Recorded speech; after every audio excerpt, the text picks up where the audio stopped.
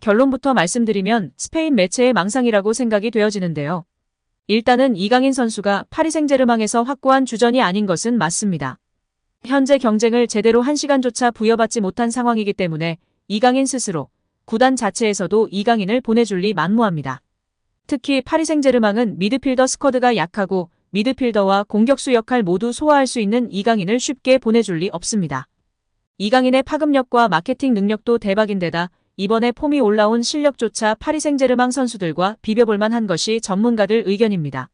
무엇보다도 결정적으로 선수 본인이 거부할 가능성이 가장 높습니다. 파리가 수락한다 한들 선수 본인이 거부할 가능성이 99%라고 보는데요. 이는 이강인 선수가 숱한 인터뷰에서 발렌시아에 있다가 마요르카로 떠나게 돼서 개인적으로 자존심이 상했는데 파리 생제르맹이라는 거대한 클럽으로 오게 되어서 너무 기뻤다고 이야기했습니다. 마요르카에 있을 때 발렌시아보다 더 큰 구단으로 가는 것이 목표였다고 밝혔습니다. 그런 그가 이제 얼마 되지도 않았는데 스페인의 레알 소시에다드로 갈 일은 없을 것입니다. 또한 아틀레티코 마드리드, 마요르카 등도 마찬가지일 것입니다. 아틀레티코 마드리드의 경우만 파리 생제르맹과 비슷하다 느낄 수 있는데요. 그럴 바에 파리에서 경쟁해보겠다고 생각할 것 같습니다. 물론 저의 생각이라는 점을 말씀드리고 여러분들 생각은 어떨지 모르겠네요. 그럼 보다 자세한 소식 살펴보도록 하겠습니다. 최근 스페인 프리메라리가 아틀레티코 마드리드가 이강인 임대를 원한다는 소식이 나왔는데요. 디에고 시메오네 아틀레티코 감독이 여전히 이강인을 원한다며 PSG에서 치열한 주전 경쟁을 앞둔 이강인을 오는 1월에 임대할 계획이라고 전했습니다. 또 이강인의 전 소속팀인 마요르카 역시 이강인 임대를 원한다는 보도도 전해졌습니다. 올 시즌 15위로 추락한 마요르카가 지난 시즌 6골 6도움으로 에이스 역할을 해냈던 이강인을 원한다는 소식이었습니다. 마요르카 역시 1월 임대를 원한다고 전해지고 있는데요. 두 경우 모두 강인이 PSG에서 주전 경쟁이 힘들 거라는 전망이 포함된 이적설입니다. 이런 가운데 세 번째 팀이 등장했는데요. 이번에도 라리가 팀이다. 바로 레알 소시에다드입니다.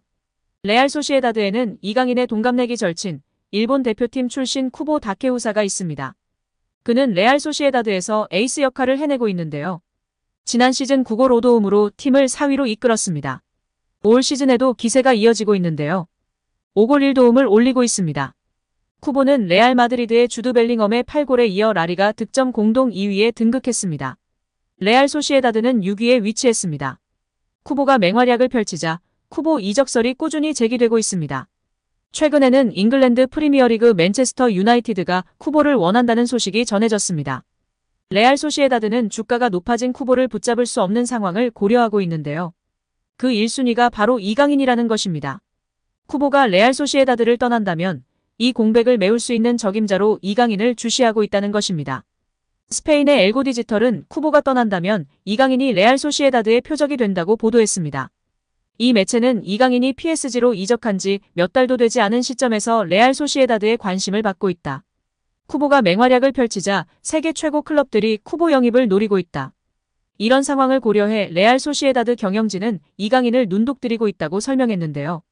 이어 이강인은 지난 시즌 마요르카에서 특별한 활약을 펼쳤다. 그는 라리가 최고의 선수 중 한 명으로 자리매김했다. 그런 재능으로 PSG로 떠났는데 그곳에서 기회가 거의 없었다. 리그 1에서 거의 경기에 뛰지 못했다. 레알 소시에다드가 이강인 영입을 노리고 있는 이유라고 덧붙였습니다. 그러면서 레알 소시에다드는 이강인을 활용하고 싶어한다. 쿠보가 떠난다면 그 위치에서 뛸 새로운 선수가 필요하다. 이강인이 레알 소시에다드에 완벽하게 들어맞을 것이다. 이강인은 라리가 경험이 있고 또 큰 미래를 가지고 있는 선수이기 때문이라고 강조했습니다. 이 매체는 PSG로부터 이강인 사인을 받기는 어려울 것이다. PSG는 이강인에 많은 투자를 했고 이강인의 능력을 신뢰하고 있다. 때문에 이적 가능성은 낮다고 볼 수 있다. 그래서 임대를 노려볼 만하다고 전했는데요. 이어 이강인이 이적이든 임대든 레알 소시에다드는 환영할 것이다. 그리고 지금 이강인이 원하는 것은 축구를 즐기는 것인데 파리에서는 그렇게 하고 있지 않은 것으로 보인다. 이강인이 레알 소시에다드에서 매력적인 축구를 즐길 수 있다. 이강인에게 더 좋은 일이다. 앞으로 어떻게 해결될지 지켜볼 일이라고 정리했습니다. 여기에 뉴캐슬이 김민재와 이강인을 동시에 주목하고 있다고 알려지며 화제입니다. 김민재는 여름 이적 시장이 다가오는 가운데 이적설에 휩싸였습니다. 아킬레스건 부상을 당했음에도 온전히 회복을 하지 못하며 계속해서 경기를 뛰면서 점차 경기력이 떨어졌고 자연스레 이적 가능성이 전해졌습니다. 독일 FCB 차이퉁은 첼시뿐 아니라 뉴캐슬과 유벤투스도 김민재를 주시하고 있다고 설명했습니다. 특히 글로벌 매체 포포투는 24일 뉴캐슬은 김민재의 에이전트와 구체적인 대화를 나눴다. 뮌헨은 적절한 금액이 제시되면 김민재와 이별할 것이다라고 전했습니다. 매체에 따르면 뮌헨은 김민재의 몸값으로 5,500만 유로 약 890억 원에서 6천만 유로 약 970억 원을 요구하고 있습니다. 뉴캐슬의 김민재 영입설이 더욱 흥미로운 이유는 이강인에게도 관심을 보이기 때문인데요. 이강인도 김민재와 마찬가지로 이적 가능성이 계속해서 전해지고 있습니다. 이강인은 실제로 지난 겨울부터 여러 클럽에 관심을 받았고 뉴캐슬의 이름도 포함이 됐었습니다. 당시에는 PSG가 이강인을 매각하지 않기로 결정하면서 모든 제안을 거절, 이강인은 프랑스 리그에 남게 됐습니다. 하지만 겨울 이후 이강인의 상황이 달라졌는데요. 이강인은 주전 경쟁에서 밀리며 좀처럼 선발로 나서지 못했고 자연스레 PSG를 떠날 것이란 전망이 전해졌습니다. 최근에는 재계약도 다시 언급됐습니다. 프랑스 푸실은 PSG의 루이스 캄포스 단장은 이강인과의 재계약을 우선순위로 고려하고 있다고 했습니다. 그러나 영국 기브미 스포츠는 PSG는 이강인의 이적료로 4천만 파운드 약 750억 원을 원하고 있으며 현재 뉴캐슬과 크리스탈 팰리스, 맨체스터 유나이티드가 지속적으로 이강인을 추적하고 있다고 설명했습니다. 여러 보도를 종합했을 때 뉴캐슬은 분명 이강인과 김민재에 관심이 있으며 상황에 따라서는 여름 이적 시장에 둘을 동시에 영입하는 그림이 그려질 가능성도 충분한 상황입니다. 여기에 맨체스터 유나이티드가 파리 생제르맹 선수를 대거 영입하는 것을 추진하는 것으로 전해졌습니다. 프랑스 매체 PSG 인사이드는 PSG 선수 중 3명이 맨유에 관심을 받고 있다. 맨유는 이강인, 네베스, 멘데스 영입을 계획하고 있다. PSG가 챔피언스리그에서 선보인 경기력으로 인해 맨유는 PSG 선수들에게 관심을 가지고 있다고 전했습니다. 프랑스 매체 버풋볼 클럽은 21일 맨유 영입설이 있는 선수 중 멘데스는 PSG와 재계약 협상 중 맨유가 자신에게 관심을 보이자 맨유의 관심을 이용해 PSG에 더 높은 급여를 요구하기도 했다. 멘데스는 지난 2월 PSG와 계약을 연장했고 1년 연장 옵션을 포함해 2030년까지 5년 재계약을 체결했다. 맨유는 멘데스와 PSG의 재계약에도 불구하고 멘데스 영입을 포기하지 않을 것이라고 언급했습니다. 이 매체는 PSG는 맨유가 영입을 원하는 3명의 선수 중에서 올 여름 이적 시장에선 이강인만 이적 가능하다는 뜻을 나타냈다. 멘데스와 네베스에 대해 PSG 경영진은 이적 불가라고 전했다고 덧붙였습니다. 이강인은 최근 맨유 이적설이 꾸준히 언급됐는데요. 다만 이강인은 다양한 이적설에도 불구하고 올 시즌 종료 이후에도 PSG에 잔류할 가능성도 주목받고 있습니다. 프랑스 매체 르파리지앵은 PSG의 캄포스 단장은 이강인과의 재계약을 자신의 우선순위 중 하나로 삼았다. 이강인은 2028년 6월까지 PSG와 계약 기간을 맺고 있다며 시장 가치 3천만 유로로 평가받는 이강인 영입을 원하는 클럽은 넘쳐난다. 프리미어리그의 맨체스터 유나이티드와 크리스탈 팰리스가 이강인 영입을 위해 움직일 수도 있다고 언급했습니다. 손흥민이 이렇게까지 신나 보이는 건 처음이었습니다. 프로 데뷔 후 15년 만에 첫 우승으로 무관의 한을 풀었으니 그럴만도 했습니다. 토트넘은 유로파리그 결승전에서 맨체스터 유나이티드를 1대0으로 꺾었습니다.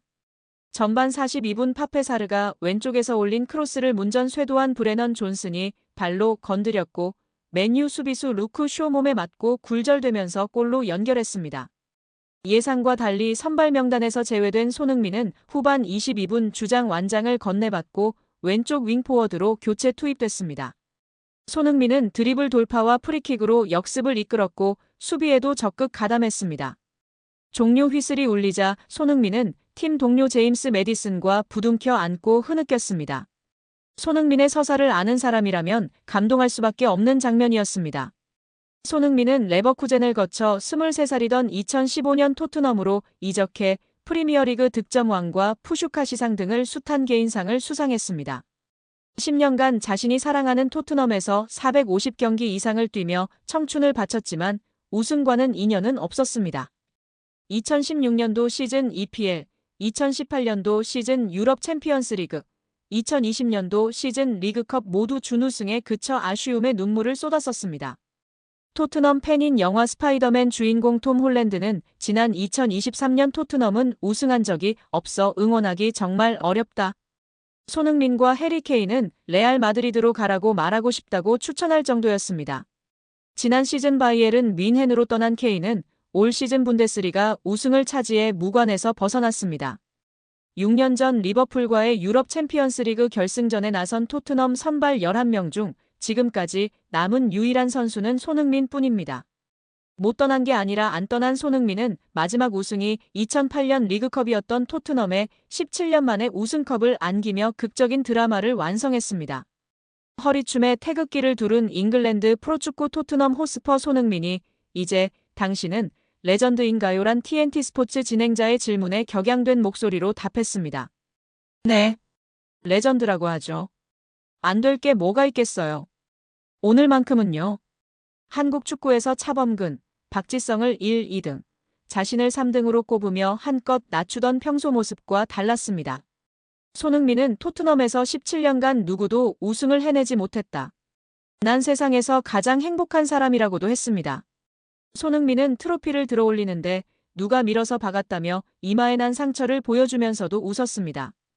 축하 파티를 하다가 내일 비행기를 놓칠 수도 있는데 일요일 프리미어리그 브라이튼전 취소는 어떤가라는 농담도 했습니다. 여기에 라커룸에서 발을 동동 구르는 깨방정을 떨며 15달하는 우승 트로피를 들까 말까 하면서 개다리춤을 연일 추다가 결국 5번 만에 트로피를 번쩍 들어 올린 영상이 축구 커뮤니티에서 화제가 되고 있습니다. 축구 팬들은 우리 흥민이 정말 많이 신나 보인다, 보기 좋다. 내가 더 행복하다. 우리 개다리춤 영국에 전파하고 있네. 5번은 좀 심한 것 같은데 등의 반응을 보이며 축하해주고 있는 모습입니다.